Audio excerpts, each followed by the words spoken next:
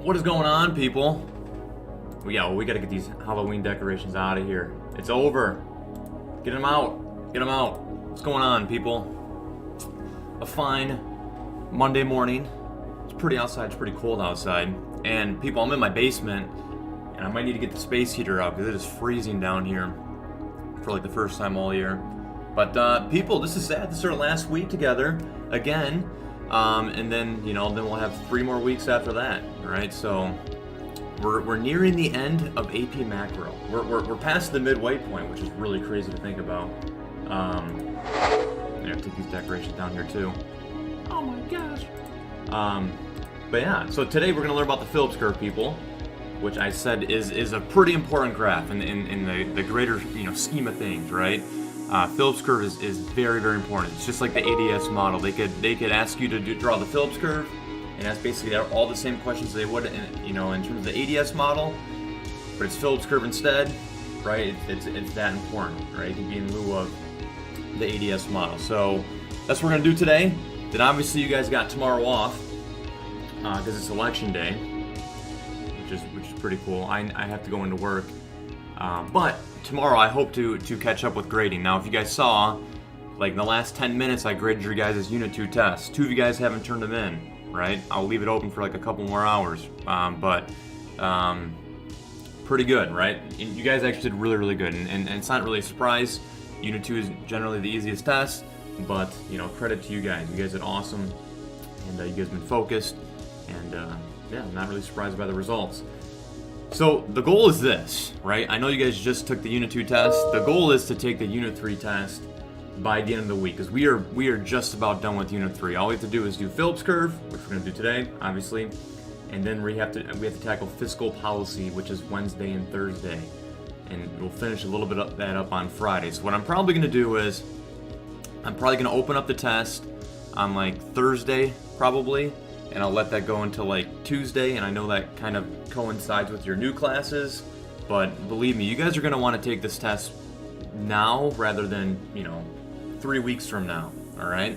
And what I'll probably do is I'll have retakes for this test, all right? So if you don't do well in this one, might as well take it now while it's fresh in your head, and then if you don't do well, then you can study up again and take when you guys come back, all right? But the plan is this. The plan is to take that Unit 3 test before you guys leave for your other classes, okay? You guys all here? We all here, people? No one has said anything in the chat yet. What is going on, people? Where are you? Where are you? Did you guys have a good Halloween? Hey, congrats! Football team pulled it out. I did watch it online. I watched it on the Fox Sports Go app, which is pretty cool. Hope you guys had a great Halloween. Hope you guys stayed safe, Hope you guys are doing well. Hey, you guys are one of my favorite classes, but you guys don't talk that much. You guys are really shy. I will say that. You guys are academically definitely the best, though. I'll tell you that much. But, alright, people. Here is your attendance in the chat today. Alright. Kind of a weird one. Because we did what is your favorite smell once. What is your favorite sound? What is your favorite sound? What's up, guys? Hey, hi, hello, how you doing? Allison says, how was your Halloween, Mr. Martin? Well, thank you for that, Allison. My Halloween was pretty low key, as the kids would say, low key. It wasn't that crazy. I didn't do a whole lot. Did you guys see the full moon on Halloween? That was pretty cool to see. That was cool. But no, I didn't really do much. Just hung out. Yeah. How was yours, Allison? All right. So what sound do you love the most? For me, it'd be like weather sounds, right? It'd be like the wind in the winter, maybe. It'd be like in the summer or spring, maybe even fall, I guess. It would be rain or thunder and lightning.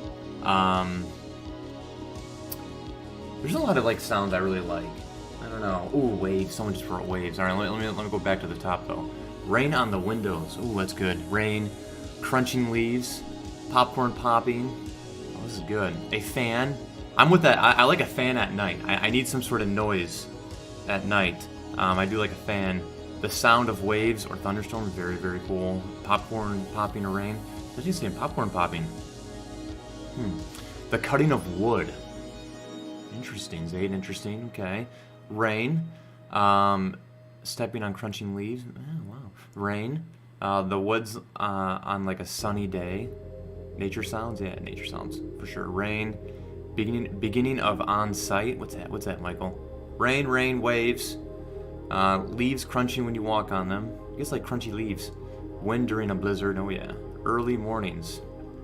I like that. Early morning sounds like birds and stuff. With a dumpster. No. Lightning, rain.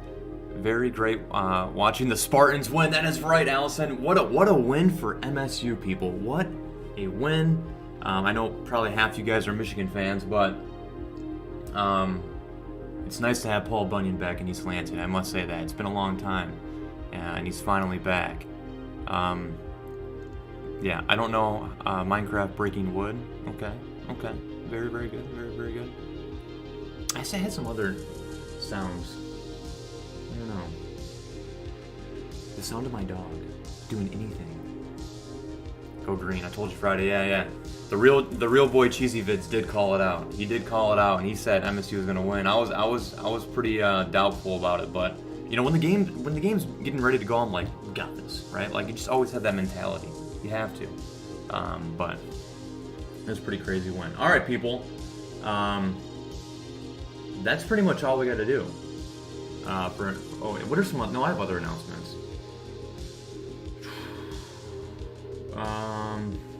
Okay, yeah, 3.4 is check your 3.4 answer key, people.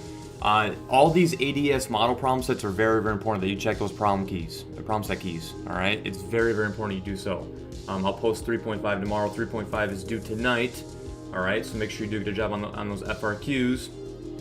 And then I'll talk more about 3.6 later. 3.6 is kind of a weird one, the one you guys are going to do tonight. All right. And then the last announcement is this. I'm going to probably open up those Unit 3 AP Classroom MCs today. I'll probably just do it during Google Meet, right? But understand this.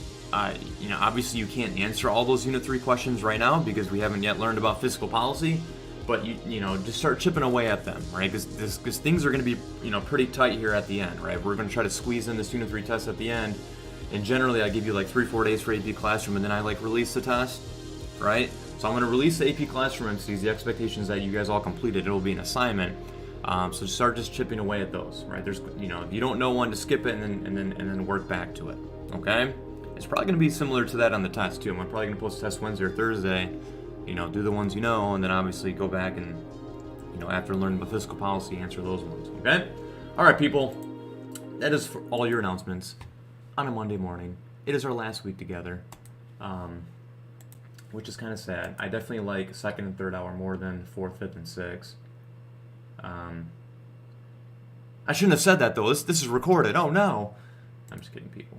But I do like how 5th and 6th hour talks in the chat a lot. I got to get that out of you guys. But you guys are a lot easier. You guys just kind of know everything, which is good. All right. Anyway, moving on, Mr. Moore. All right, so we're going to learn about the Phillips Curve today, people. We're going to learn about the Phillips Curve today. Like I said, is super, super important. Okay, you guys ready? Ready?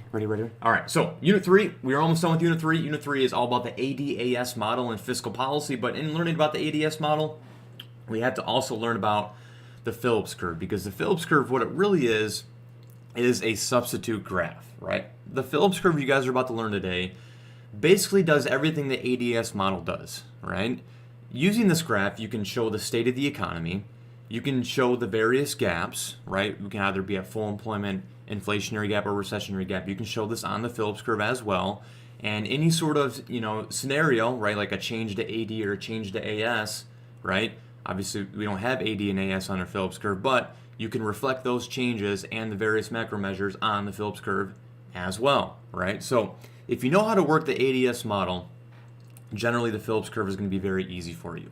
If you're struggling on the ADS model, it's about to get out of control, all right? I'm just kidding, not to scare you guys, but you really need to know how to use the ADS model to do well with the Phillips curve, all right? But just know this, right? I've talked up the ADS model a lot and how important it is in this class.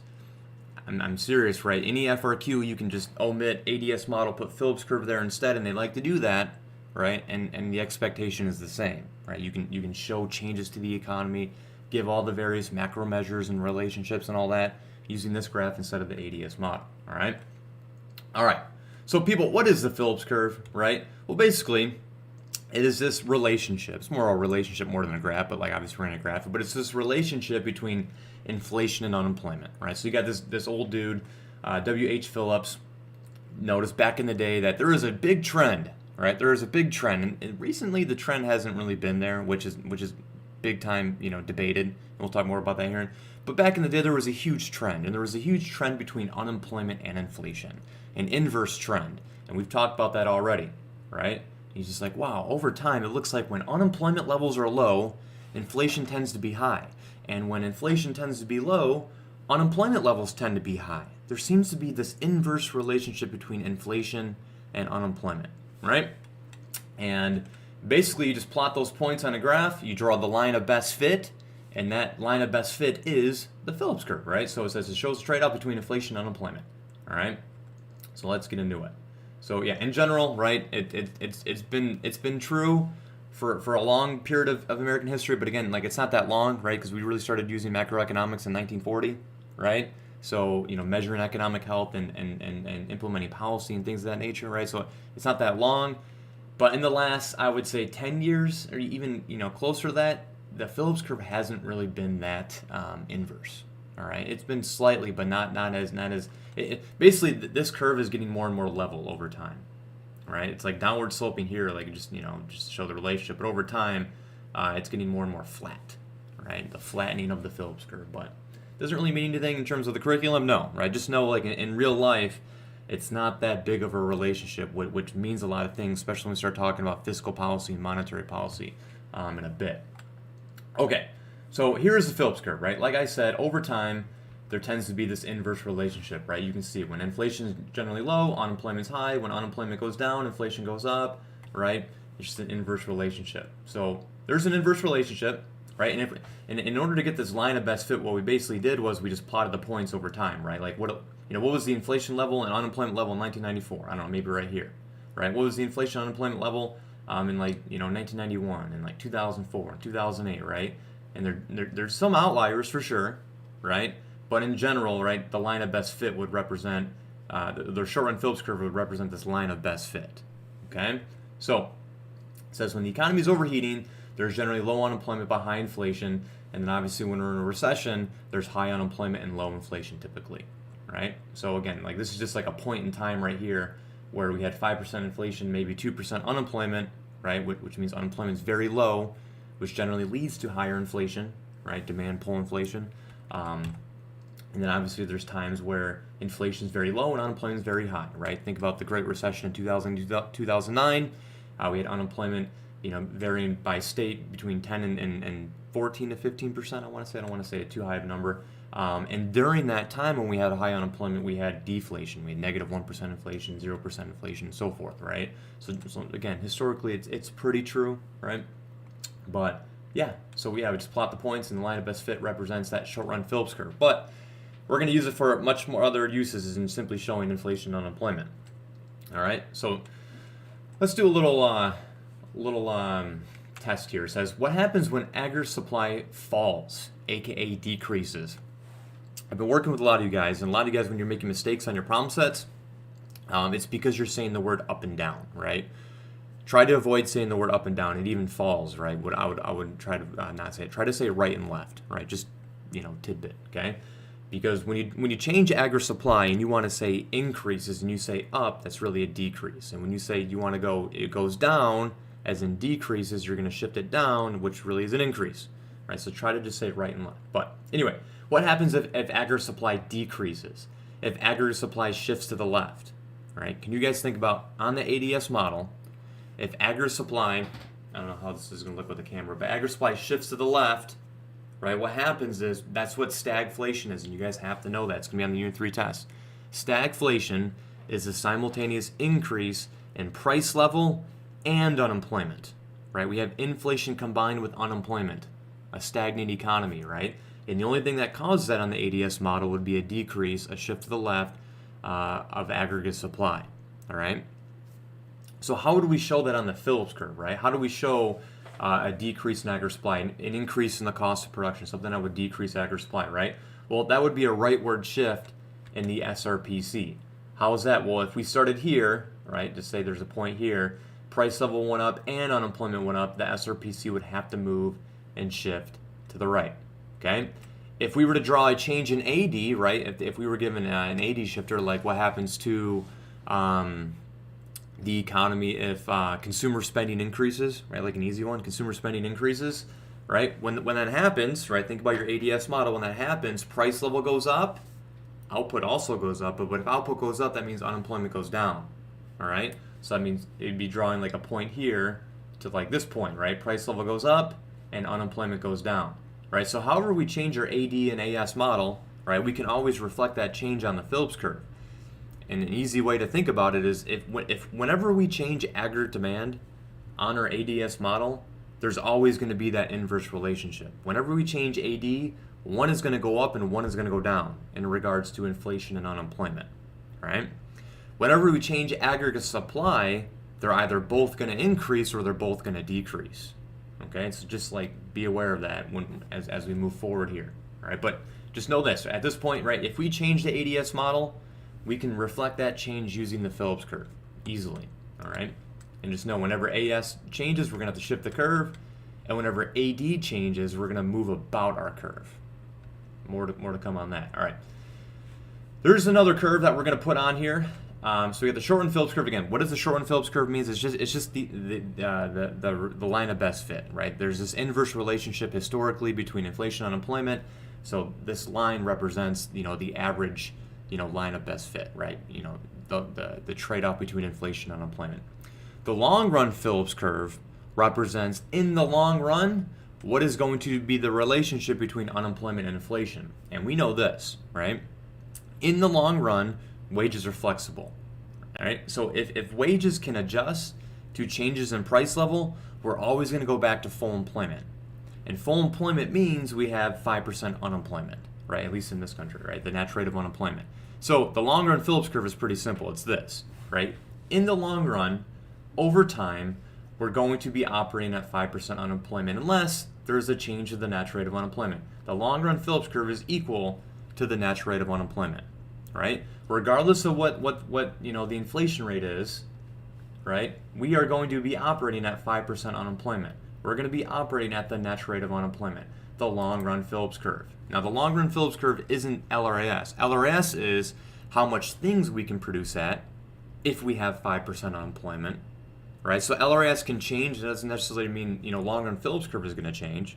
The long run Phillips curve simply just means that, what is our natural rate of unemployment, right? But what's going to be the unemployment level in the long run in a healthy economy? It's 5%, right? Because we always go back to full employment. Sometimes we're in a recession and we experience high levels of unemployment.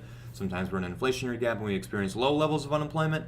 And that's due to changes in price level. But in the long run, right, we're going to be at 5%. So it's very, very simple. The only thing that's going to shift the long run Phillips curve would be a change to the natural rate of unemployment. And the most common one I told you guys about in this class, the one that you guys are probably going to see, and you're probably not likely to see any others, is unemployment compensation, right? If unemployment compensation changes, and let's say increases, unemployment compensation increases, what's going to happen to the natural rate of unemployment? Or what's going to happen to the long run Phillips curve, right? It would shift to the right. If unemployment compensation increases, workers have a longer period of time to search for a job, right? They're going to prolong the job search, right? And if that happens, that's going to increase frictional unemployment, which is also going to increase, the natural rate of unemployment, which is the long-run Phillips curve. So this thing would shift to the right. Okay, just know that if LRAS changes economic growth, what we did on Friday, that doesn't mean this is going to change, right? LRAS just simply means how much output we produce at 5% unemployment. The long-run Phillips curve means the natural rate of unemployment, 5%, right? Which obviously can change if we change unemployment compensation. Okay, so expect that on the Unit 3 test. All right, anyway. In the long run, there's no trade-off between inflation and unemployment. It does not matter what happens to price level, right? In the long run, we're going to be operating at the NRU. Okay, so again, just historically, right? this is the idea of the Phillips curve, just so you understand, like, you know, the why, right? Like why is this a graph, right? So unemployment on the horizontal, inflation's on the vertical. And people, remember the labels, right? A lot of students forget this on FRQs. Now, obviously, I have not been asking you guys FRQs on a test, and, you know, traditionally I would, right, in a normal world, but the expectation right now is the AP test is in person, right? And I'm sure they will do it. I'm sure they will just socially distance you all in a huge gym and, you know, give the test in that way, right? So you're gonna have to be ready to do an FRQ and draw the graph and label it correctly. Just make sure you put inflation on the vertical, and it's easy to remember because price level is always on the vertical, and price level is inflation, right? Or rises in price level is inflation. So unemployment stuff's on the horizontal. But anyway, keeping those, you know, axes the same, right? Again, over time, there tends to be this inverse relationship, right? All these blue dots are just like a moment in time, right? So historically, right, there's outliers for sure, but, you know, this is the trade-off between inflation and unemployment from 2000 to 2014. Again, it's more flat. You know, back in the day, it's a little bit more steep. Now it's just getting more and more flat. This really represents it. So, you know, this is a different, like, time period, right? You can see over time, the Phillips curve is getting more and more flat, right? And it really depends on who's measuring that, right? This one's the IMF.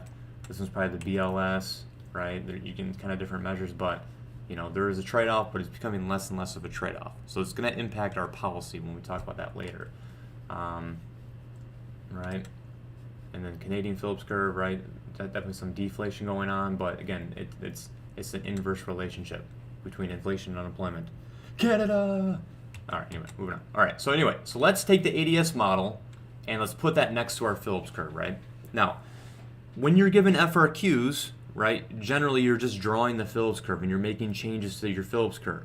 What I would encourage you to do is on a separate sheet of paper, draw the ADS model, make your changes to the ADS model, and then make sure that those changes are consistent on the Phillips curve. Okay? All right. So a couple things here. The first thing is notice that on the ADS model and on the Phillips curve, we're in the correct gap, right? In this case, we're not really in a gap, but like we're showing the state of the economy is the same in one graph and the same in the other graph. How do I know that, right? Well, if we're operating here at long run equilibrium, and that's what the graph is showing us right now, again, usually just labeled YFE, but whatever, right? We're currently operating at long run equilibrium. AD and AS intersect at LRAS, right? So what does that mean? Again, that means the actual GDP is equal to the potential GDP. That also means our actual unemployment rate is equal to the natural rate of unemployment, all right?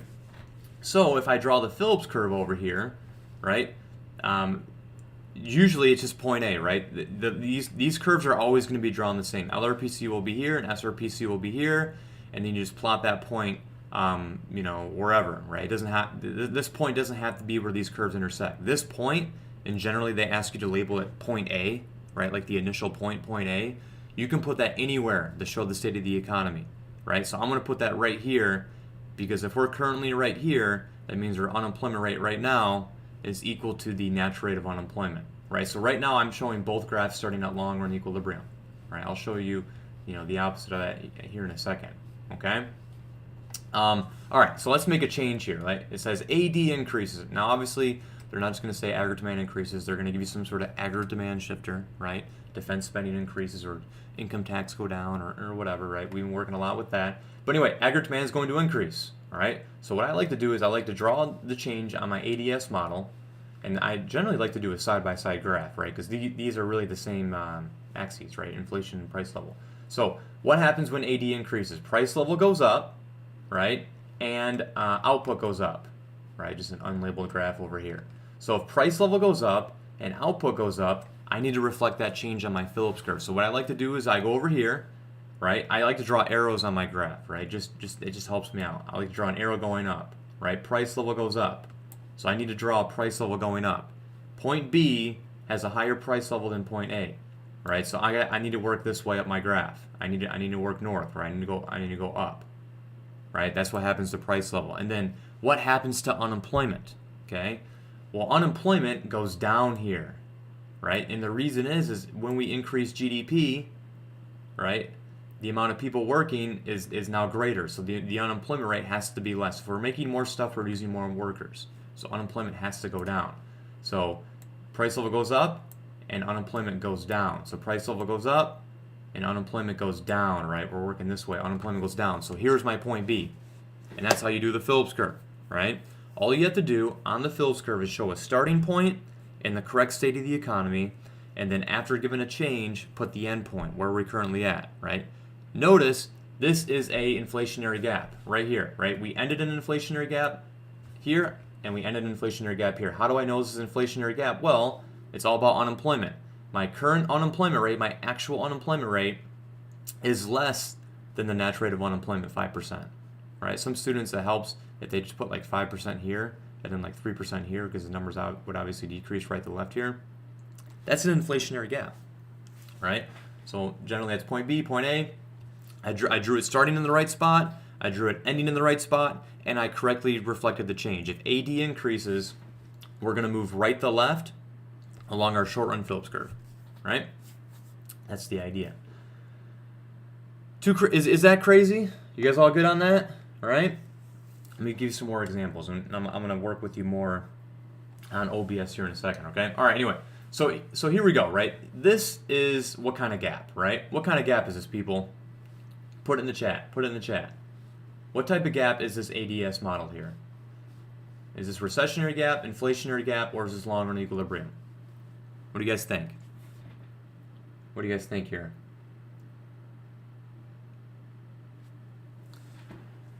The biggest fear I have this year is like you guys not drawing graphs, which is really, really important.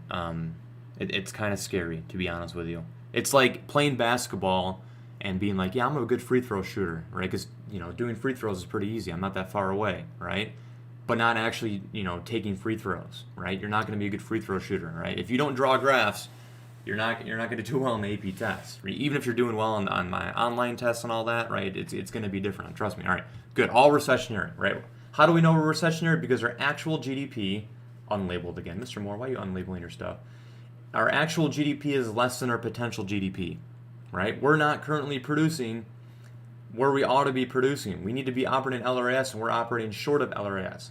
Recessionary gap, also known as a negative output gap. So, if we're in a recessionary gap, right, how do I know where to draw the Phillips curve? Well, in a recessionary gap, our actual unemployment rate is greater than the natural rate of unemployment, right? If we're operating right here at this quantity, unemployment may be 8%, right? And this would obviously be 5%. So on the Phillips curve, right, again, I draw SRPC, I draw LRPC, and then I just need to make sure this point is to the right of my LRPC. And people, your point will always have to be on your short run Phillips curve, obviously. It has to be on your short run Phillips curve. But this will be to the right of your LRPC. Why? Because again, this unemployment rate might be like 8%, and that's greater than the net rate of unemployment, 5%. So this is how you draw a recessionary gap on the Phillips curve, right? And that's the first part of the question, right? If it's an FRQ question, it says draw the Phillips curve and a recessionary gap, and then answer the questions that follow, right? Kind of like the FRQ I gave you for the ADS model on Friday. Same thing, right? I can just replace that with Phillips curve, and you'd have to do the same, right? So this is how you draw a recessionary gap. So step one, did we draw the state of the economy correctly? Yes, right? We're in a recessionary gap over here. We're in a recessionary gap over here. Again, it's all about unemployment levels, okay? Then, given a change, in this case it says average demand decreases. So if average demand decreases, what's going to happen is we're going to move farther into a recessionary gap, right?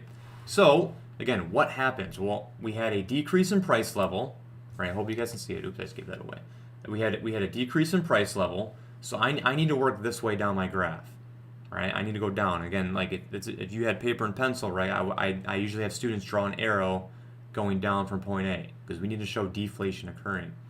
And then what also happens? Well, output goes down, so when output goes down, unemployment goes up, right?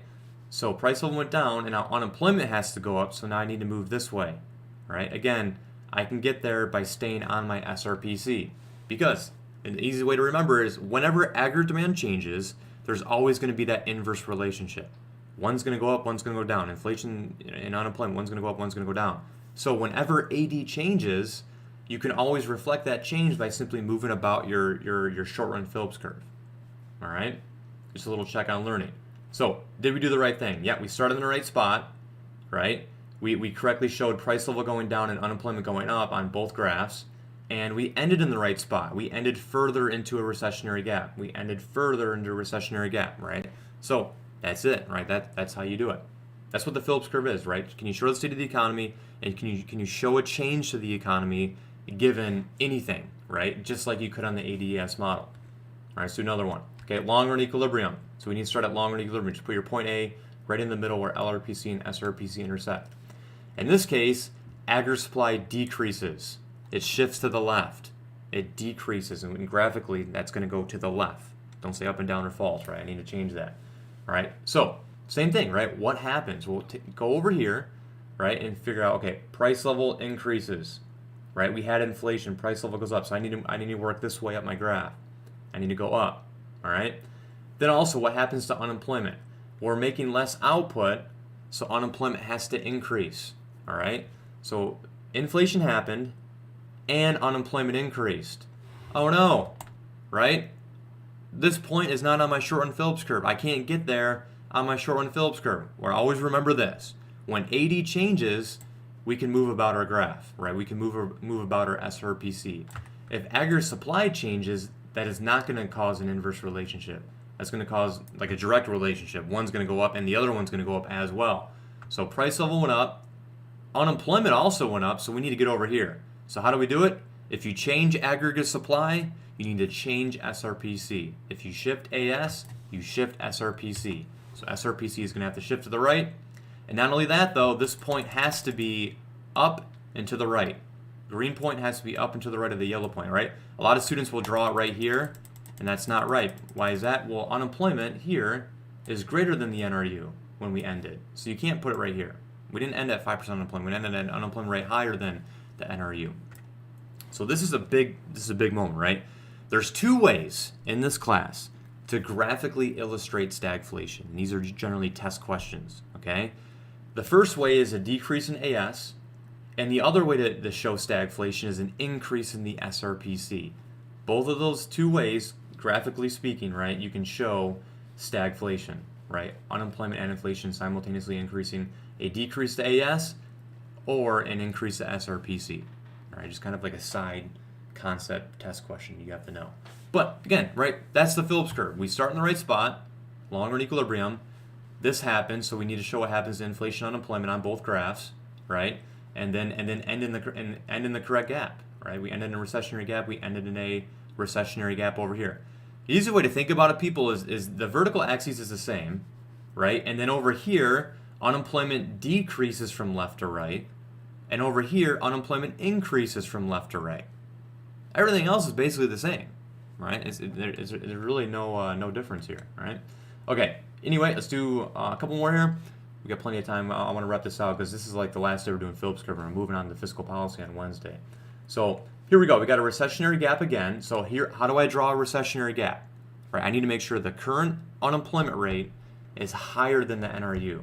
So I'm going to draw it over here, right? Again, I'm moving this this LRPC and this SRPC around. You don't have to do that. I'm trying to keep it on the same like vertical. You don't have to do that, right? You just need to make sure your LRPC and your SRPC, SRPC is like downward sloping, LRPC is vertical, and then your point is to the right of LRPC on SRPC, okay? So what happens if aggregate supply increases, right? We're going to go from, and just how I drew it, right? I can draw it going short of a long run equilibrium. I can keep it in a recessionary gap if I really wanted to. But I'm going to draw this going all the way back to long run equilibrium. So when I come over here on my Phillips curve, I need to make sure I do the same thing. All right. So what happened, right? Well, price level went down, so I need to work this way.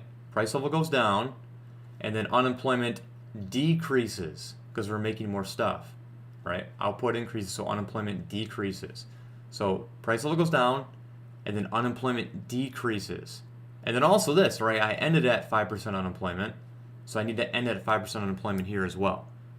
And also, just another trick, when aggregate supply changes, we need to shift the SRPC. It has to, right? There's no way we can keep our current SRPC because there's not an inverse relationship. Both in this case have decreased, both price level and unemployment. So did I start in the correct gap? Yep, started in recessionary gap. Did I end in the correct situation? Yep, I ended at long run. I ended at long run. And are the changes to price level and unemployment consistent on the ADS model and on the Phillips curve? Yes. Right, that's the idea. Okay? So people, you guys remember we did the see the cow activity, right? Can you guys all see the cow? Maybe some of you guys can't see the cow anymore, right? But or some of you guys never even saw the cow. But it's fine, right? Basically, it's the same thing, right? Here's the ADS model. Here's the Phillips curve, right? Long run equilibrium, right? Increase in AD goes into an inflationary gap. Increase in AD goes into an inflationary gap. The inflationary gap is over here on the Phillips curve, yet over here on the ADS model. Decrease in AD would go to a recessionary gap. This would be a recessionary gap over here. Remember, whenever you change AD, it causes movement along the short run Phillips curve. Whenever you shift aggregate supply, however, you're gonna have to shift the SRPC and just make sure it goes in the correct gap, right? It's the same thing, right? We're just flipping the cow around. Same thing, okay? Not too crazy. Oh, here's this, right? So you guys remember our long run adjustment? You guys are gonna have to do that on 2 of the questions today, right? AD increases, let's draw AD increasing, right? Which would be a movement along our SRPC. Inflation goes up and unemployment goes down. We did that. And then in the long run, what happens? Well, in the long run, if we go into an inflationary gap, price level goes up, right? Eventually workers, in the long run, where they can renegotiate higher wages, in this case, they will negotiate higher wages because price level has increased. When they receive those higher wages, aggregate supply will decrease, bringing us back to long run equilibrium. And again, when AS changes, we have to shift the SRPC. Price level goes up and unemployment goes down, right? This would be how you would draw a long run change from long run to inflationary gap back to long run on the Phillips curve and on the ADS model, all right? Do I have the other one going the other way? No. But so again, if I wanted to go the other way, right, it'd be here, would be a decrease in AD, and then eventually if you go into a recession, aggregate supply will increase, right? So I would be here, and then SRPC would increase, and I'd be here now. Okay? Pretty easy. We'll skip the MC question here. All right, I want to take you guys over to here real quick. Okay, I just want to show you guys something, right? Again, how do we draw the state of the economy on the ADS model and on the Phillips curve, right? Well, let's draw a recessionary gap. Let's draw a recessionary gap, right? So recessionary gap would look like this. Why is this a recessionary gap, right? It's because our current GDP, where AD and AS intersect, is less than our potential GDP, right? So this is a recessionary gap, right? I know it's a recessionary gap because our unemployment rate has to be greater than our net rate of unemployment, recessionary gap. So how do I draw a recessionary gap on the Phillips curve? Well, I just need to make sure LRPC is to the left of my actual unemployment rate. It'd be just like that, okay?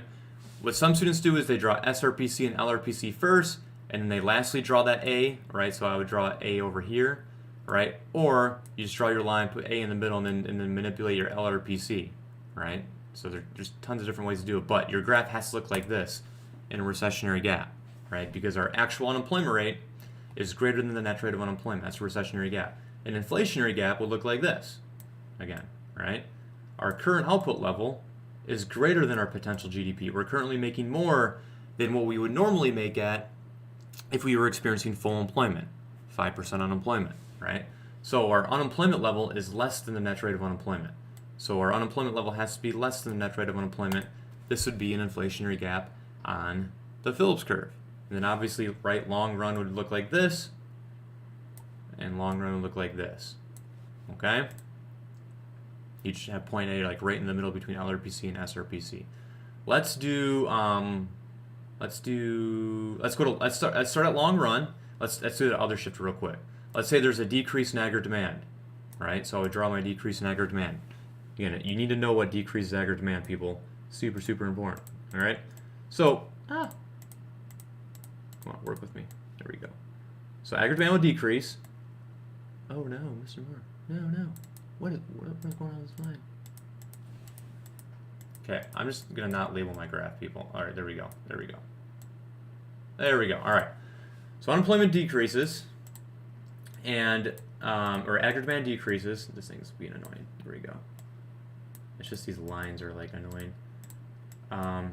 And people, see how I want to make this YFE? If we're starting at long run equilibrium, I like to label that YFE because generally that's how they're going to make you label it.